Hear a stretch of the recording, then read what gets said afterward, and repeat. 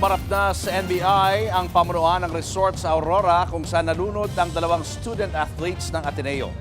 Ginit nilang di sila nagkulang sa mga paalala at may mga nakabantay ring mga lifeguard. Live mula sa Pasay. Nasa frontline ng balitang yan, si Gio Robles. Gio, ano pa mga ibang pahayag ng may-ari ng resort sa NBI?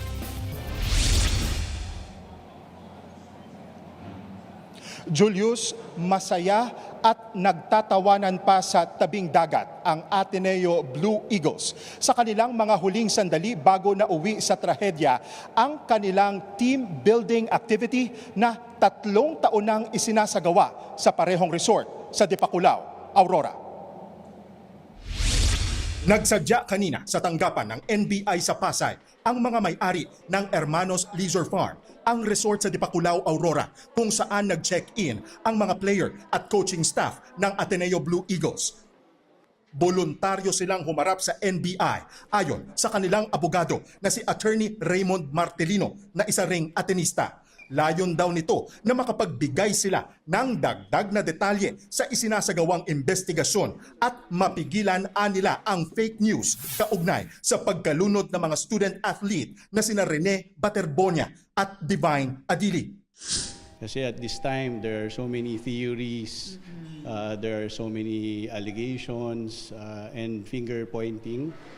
So we commiserate and we sympathize with the family. But again, the truth will have to come out after a thorough investigation and fact-finding process. So we're here to clarify and shed light on what we know and what our clients know immediately after the incident happened. Ayon kay Martelino, returning guest ng resort ang kupunan.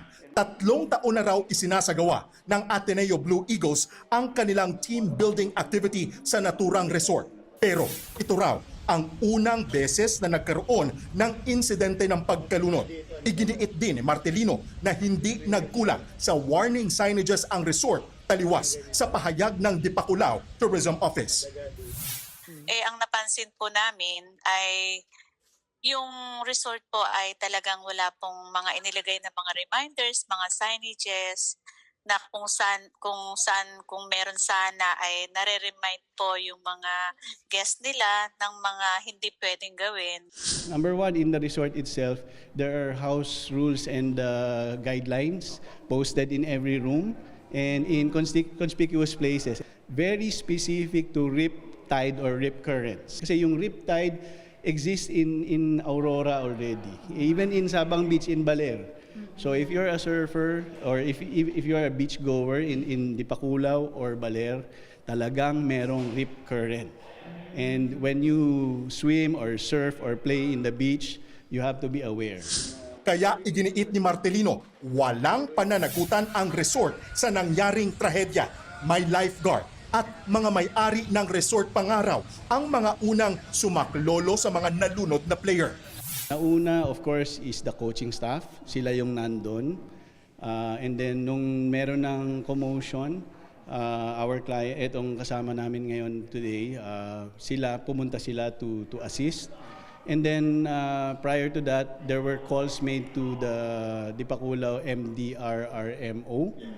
Actually, dumating sila to rescue and retrieve na the persons and to administer first aid. Pinagbawalan din daw ng coaching staff ang management ng resort na kumuha ng video at larawan ng mga manlalaro para sa kanilang privacy.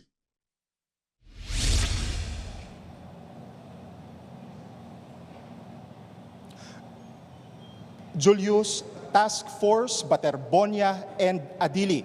Yan ang special team na binuo ng NBI para siyasatin ang pagkasawi ng 2 student athletes. Ayon sa NBI, kahit may paunang ulat na ang Aurora Police na walang foul play, hindi pa ito case closed. Giit ng ahensya, hindi lang foul play ang kanilang titingnan kundi pati ang posibleng kapabayaan at kakulangan sa isinagawang pag-iingat sa team building activity. Julius.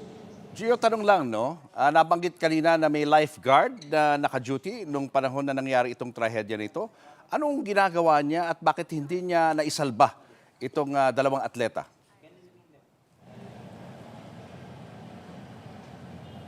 Julius, kwento sa atin kanina nitong abogado ng mga may-ari ng resort. Actually, yung mga unang sumaklolo doon sa mga nalunod na student athletes ay ang mismong coaching staff.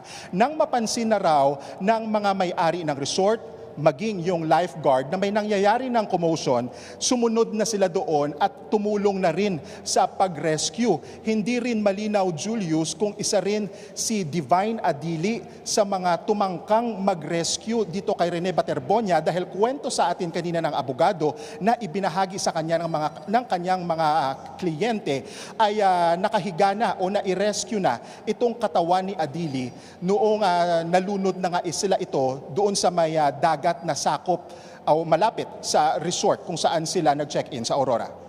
Julius. Doon sa mga activities, Gio, ng Ateneo, wala pang naiulat ng mga insidente na nagkaroon ng pagkalunod.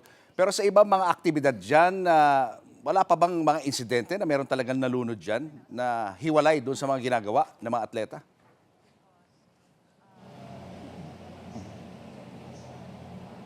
Julius, dito sa may Aurora o sa may bahagi ng beach nga kung saan nangyari itong insidente, hindi ito ang first time na may mga nangyaring pagkalunod. Pero ito yung unang pangyayari na may insidente nga ng drowning dito sa team building activity ng Ateneo Blue Eagles. Ayon nga, Julius, uulitin ko lang po, I just want to stress it out, na ito yung ikatlong taon na isinasagawa ang parehong team building activity sa Hermanos Leisure Farm doon po sa may Dipakulaw, Aurora.